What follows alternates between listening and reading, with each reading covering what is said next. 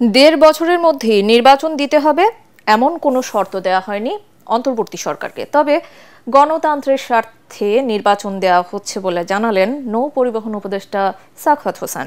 এদিকে স্বরাষ্ট্র উপদেষ্টা জানান, ভোট নিয়ে জনগণের সংশয় নেই, যথাসময়ে ভোট নিতে প্রস্তুত আইনশৃঙ্খলা বাহিনী। তফসিলের পর প্রচারণায় সব দল সমান সুযোগ পাবে।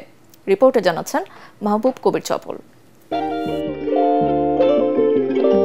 শুরু হয়েছে ত্রয়োদশ জাতীয় সংসদ নির্বাচনের ক্ষণ গণনা।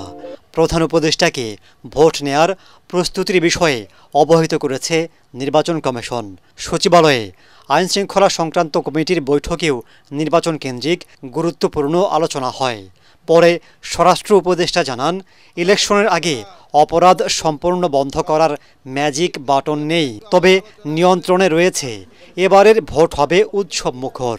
শুধু সুস্থ না, তারপরে ক্রেডিবল একটা নির্বাচন, উৎসব মুখর একটা নির্বাচন। এটার জন্য যত ধরনের প্রস্তুতি দরকার সব কিছু নিচ্ছে। নির্বাচনের আগে যে এইগুলি সব বন্ধ হয়ে যাবে তাও আমি বলতে পারি না। যদি আমার কাছে কোনো ম্যাজিক থাকতো বা ওই সুইচ লাইট অন অফের মতো থাকতো তো আমি করে দিতাম যে লাইট অফ, এখন আর কোনো কিলিং থিলিং কোনো কিছু হবে না। আমার কাছে এরকম কোনো ম্যাজিক নেই। এদিকে নৌ পরিবহন উপদেষ্টা বলছেন, অন্তর্বর্তী সরকার দায়িত্ব নেওয়ার সময় নির্বাচন কখন দিতে হবে এমন শর্ত ছিল না। তবে দেশ ও জনগণের স্বার্থেই ফেব্রুয়ারিতে ভোট আয়োজন করছে নির্বাচন কমিশন। আমাদের তো ম্যান্ডেট দেয়নি যে 1 বছরের মাথায় নির্বাচন করতে হবে, 2 বছরের মাথায় নির্বাচন করতে হবে। দেশে একটা নির্বাচন হওয়া উচিত, নির্বাচিত সরকার আসা উচিত, একটা যেটাকে বলে ইউনিভার্সাল যেটা ডেমোক্রেটিক প্রসেস, সেই প্রসেসটা এস্টাবলিশ হওয়া উচিত। আমাদের দেশে এতদিন তো নির্বাচন হয় নাই, যেটা হয়েছে ওগুলোকে নির্বাচন আমার ডেফিনেশন না।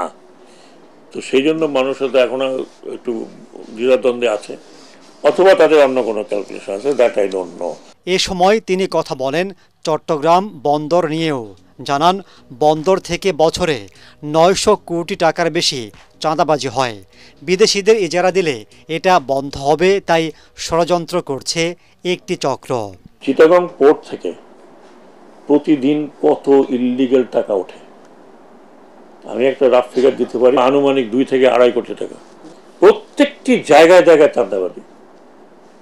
গাড়ির স্ট্যান্ড আমি বাইর করে দিয়েছি, ভিতরে বাস ট্রাক দাঁড়ানো, দিনের পর দিন দাঁড়ানোর যেটা জায়গা না, কেউ না কেউ চাঁদা নিয়েছে এখান থেকে।